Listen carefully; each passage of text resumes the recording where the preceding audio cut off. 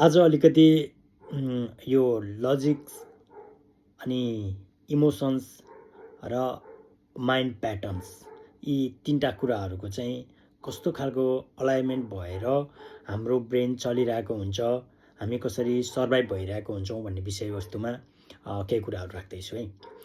अब mind pattern भनेको के हो भने, माइन्ड प्याटर्न भनेको हाम्रो एउटा ब्रेनभित्र भएको सफ्टवेयरको एउटा प्रोग्राम भनेर बुझ्नुपर्ने हुन्छ है माइन्ड प्याटर्नलाई।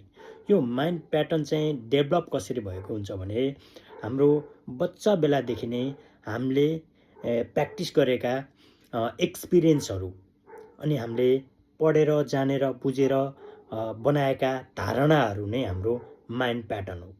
जुन माइन्ड प्याटर्नबाट चाहिँ हामी सञ्चालित भइरहेका हुन्छौँ।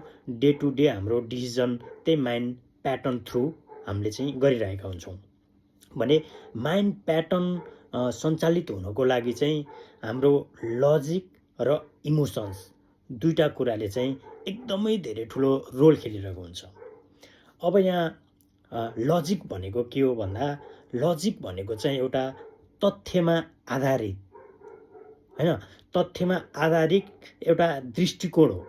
यो चाहिँ डाटा एनालाइसिसबाट अनि प्रमाण अनि योजनाहरू अनि यस्तो कुराहरूबाट चाहिँ डिक्लियर भएर निकालिएको एउटा कन्क्लुजन हो। यसमा चाहिँ दिमाग र बुद्धिको चाहिँ एकदमै धेरै प्रयोग भएको हुन्छ भने यो चाहिँ कारण र त्यो कारणले निम्त्याउन सक्ने परिणाममा चाहिँ आधारित भएको हुन्छ भने। अब इमोसन्स भनेको चाहिँ के हो त भन्दा, इमोसन्स भनेको चाहिँ फिलिङ्स हो। इमोसन्स भनेको चाहिँ फिलिङ्स हो। यो चाहिँ हाम्रो हृदय मनबाट चाहिँ गाइडेड भइरहेको हुन्छ।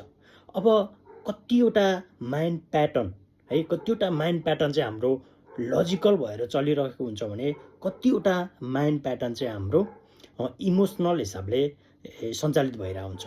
कुनै पनि डिसिजन लेभलमा कुरा गर्ने क्रममा, डिसिजन दिनुपर्ने कुरामा, व्यवहारिक पक्षहरूमा चाहिँ कतिवटा कुराहरूमा हामी लजिकल भएर हुन्छौँ भने कति कुराहरूमा इमोसनल भएर हुन्छौँ हो। अब हामीले चाहिँ डिसिजन दिनुपर्ने कुराहरूमा चाहिँ लजिकल हुनुपर्ने कुरामा इमोसनल भइदिँदा अथवा इमोसनल हुनुपर्ने सिचुएसनमा लजिकल भइदिँदाखेरि चाहिँ डिसिजन बिग्रिन सक्दछ। तसर्थ कस्ता कुराहरूमा चाहिँ कति लजिक लगाउने, कति इमोसन्स युज गर्ने भन्ने कुराहरू चाहिँ यहाँ डिटरमाइन गर्नुपर्ने हुन्छ है।